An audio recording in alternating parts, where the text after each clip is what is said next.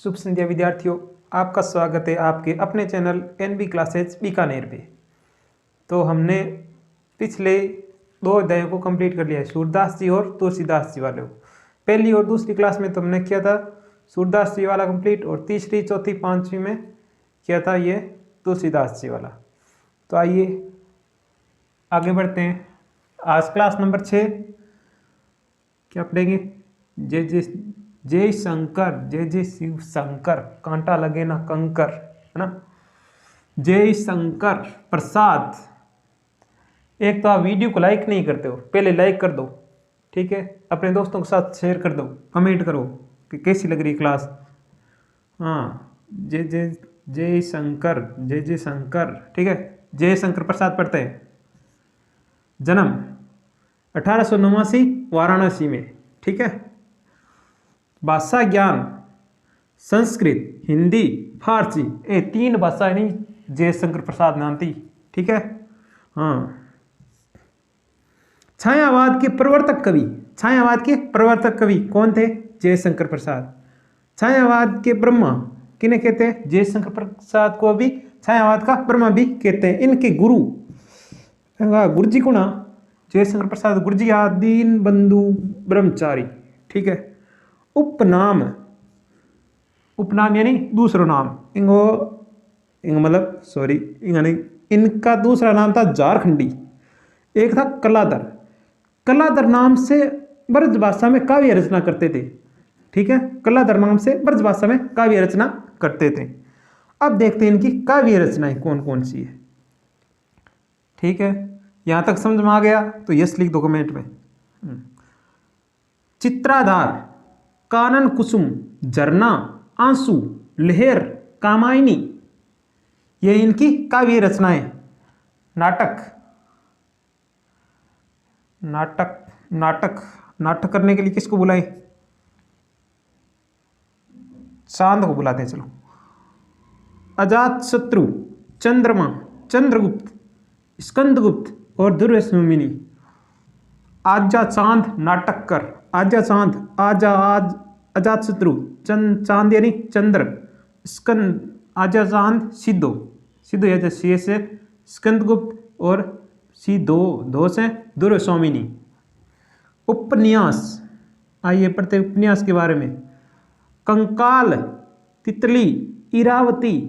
इरावती उपन्यास ये पूरा नहीं कर पाए थे, ये अपूर्ण है, ठीक है। अब आ जाओ कहानी संग्रह, कहानी सुनाते थे आपको, कहानी सुनाते हैं गुरुजी, ठीक है।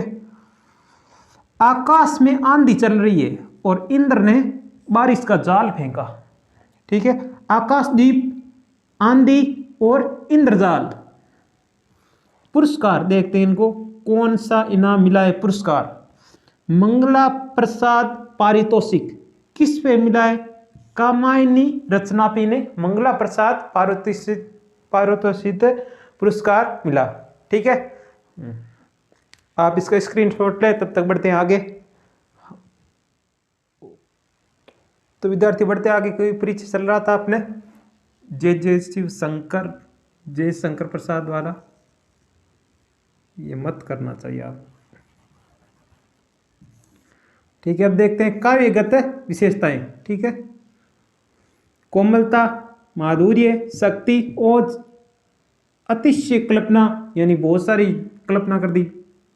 सौंदर्य का सूक्ष्म चित्रण, ठीक है। प्रकृति प्रेम, देश प्रेम, शैली की लाक्षणिकता, इतिहास और दर्शन में संधि, ये इनका है काव्यगत विशेषता है।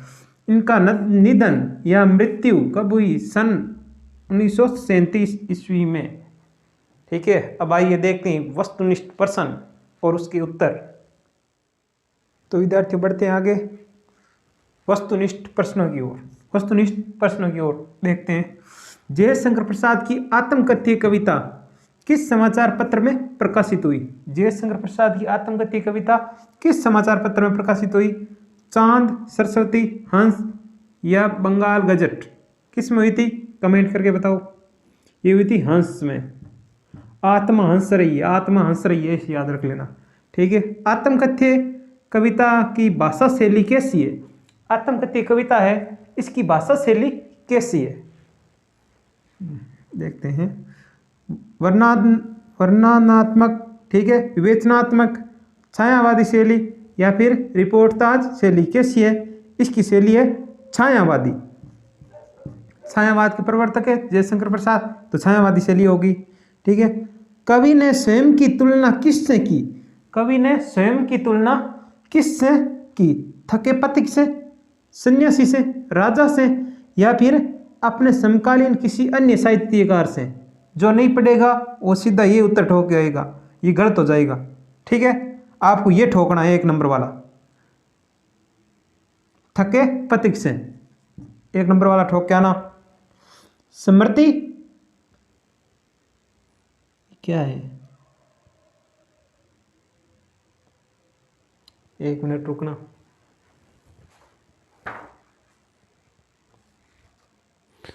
स्मृति पाठ्य, स्मृति पाठ्य से क्या आशय? स्मृति पाठ्य से क्या आशय? रास्ते का भोजन, स्मृति रूपी संबल, रास्ता, या फिर जीवन की स्मृतियां। बताओ इसका क्या होगा? स्मृति पाठ्य से क्या आशय?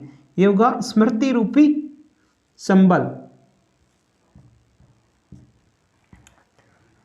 देखते हैं। मुरझा पर गिर रही पत्तियां क्या संदेश दे रही है? मानव मूल्यों का, या मानव जीवन की शैक्षणिकता का, या आशाओं का, या फिर युद्ध का? ये दे रही है मानव मूल्यों का, मानव मूल्यों का संदेश दे रही है। प्रस्तुत कविता में कंथा शब्द से क्या तात्पर्य है? प्रस्तुत कविता में कंथा शब्द किसके लिए आया है? गुदड़ी, रास्ता, रजाई, या फिर धोखा? किसके लिए आया? यह है गुदड़ी के लिए। ऑप्शन नंबर ए हो जाएगा। मधुप, मधुप किसका पर्यायवाची है? मधुप किसका पर्यायवाची है? भंवरा, कबूतर, कौवा, या फिर कोयल? किसका है? यह है भंवरा का। कवि आत्मकथा को क्यों नहीं लिखना चाहते थे? समय की कमी के कारण, कि कवि बहुत बिजी आदमी हो भी इनको लिखने को टाइम को मिलता हो, या फिर रुचि नहीं होने के कारण मन कौन करता हो लिखने को, जीवन में दुख ही दुख होने के कारण, या मतभेद के भेद सताने के कारण? क्या आते हैं? लिखी तो लिखी किया। ठीक है, इसका सही उत्तर होगा जीवन में दुख ही दुख है होने के कारण। अब देखते हैं प्रसाद जी ने किसके आग्रह पर आत्मकथा के रूप में आत्मकथ्य रचना तैयार की? कवियों के, रिश्तेदारों के, या फिर मित्रों के, या फिर शिक्षकों के? इसका सही उत्तर होगा मित्रों के कहने पर। अब देखते हैं आगे, 1 प्रश्न और बचा है। तो विद्यार्थियों बढ़ते हैं, वस्तुनिष्ठ का अंतिम प्रश्न देखते हैं। कवि ने प्रिया की गालों की लालिमा की तुलना किसके साथ की है? उषाकालीन लालिमा से, सायंकालीन लालिमा से, या फिर निशाकालीन लालिमा से, या इनमें से कोई नहीं? तो इसका सही उत्तर क्या हो जाएगा?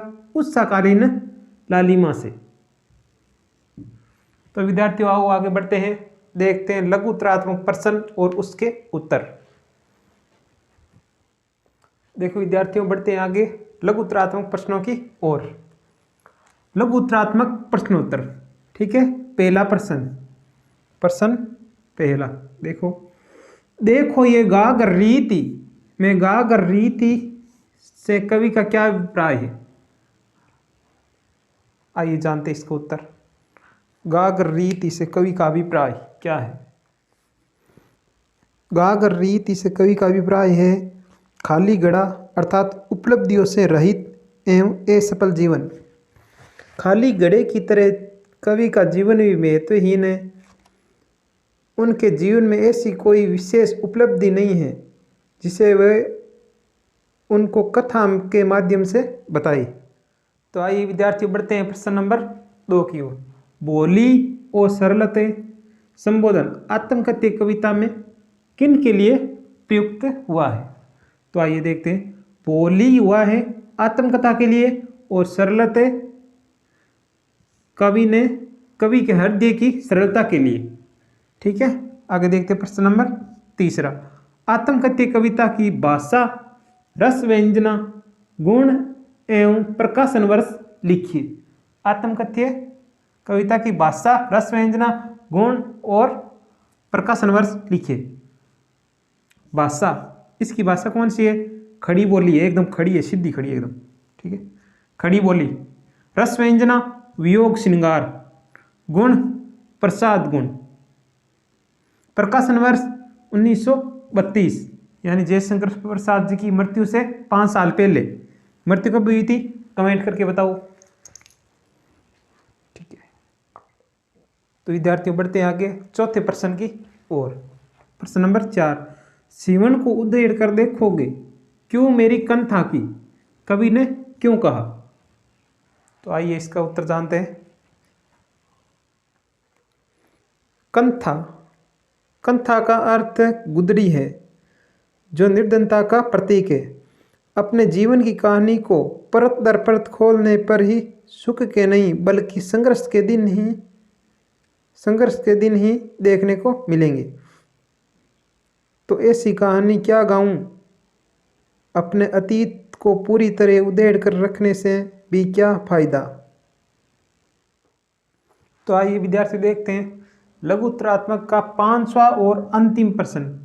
अपनी गाथा के बारे में कवि ने क्या कहा और अंत में क्या निर्णय लिया? अपनी गाथा के बारे में कवि ने क्या कहा और अंत में क्या निर्णय लिया? आइए देखते हैं इसका उत्तर।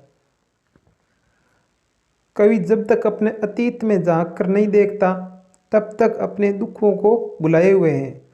अतः उनकी गाथा सुषुप्तावस्था में थोड़ी देर मौन ही रहे, यही कवि चाहते हैं। अतः स्वयं के जीवन की कोई उपलब्धि न होने के कारण अपनी गाथा गाने के बजाय औरों की आत्मकथा सुनो। तो आइए विद्यार्थी बढ़ते हैं दीर्घ उत्तरीय प्रश्न की ओर, बड़ा वाला, ठीक है। प्रश्न क्या है? आत्मकथ्य कविता का मूल भाव व्यक्त कीजिए। आत्मकथ्य कविता का मूल भाव क्या है? आइए जानते हैं इसके बारे में। आत्मकथ्य रचना छायावादी कवि जयशंकर प्रसाद द्वारा रचित है। इसमें कवि अपने भावों की अभिव्यक्ति करते हैं। अपने इस नश्वर जीवन संसार में कठिनाइयों और परेशानियों के अलावा ऐसी कोई उपलब्धि नहीं जो बताई जा सके, जिससे किसी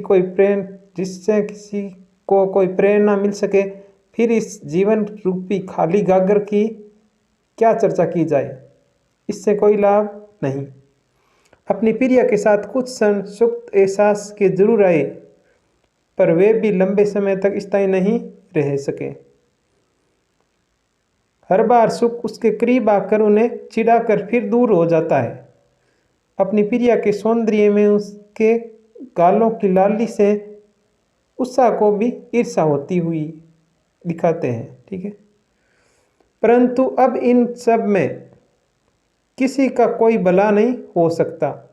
अतः कवि अंत में अपनी व्यथा कथा के लिए मौन रहकर सिर्फ दूसरों की कहानियां सुनने का निर्णय लेते हैं। आइए विद्यार्थियों अब देखते हैं पद्यांश पर आधारित प्रश्न। पद्यांश पर आधारित प्रश्न।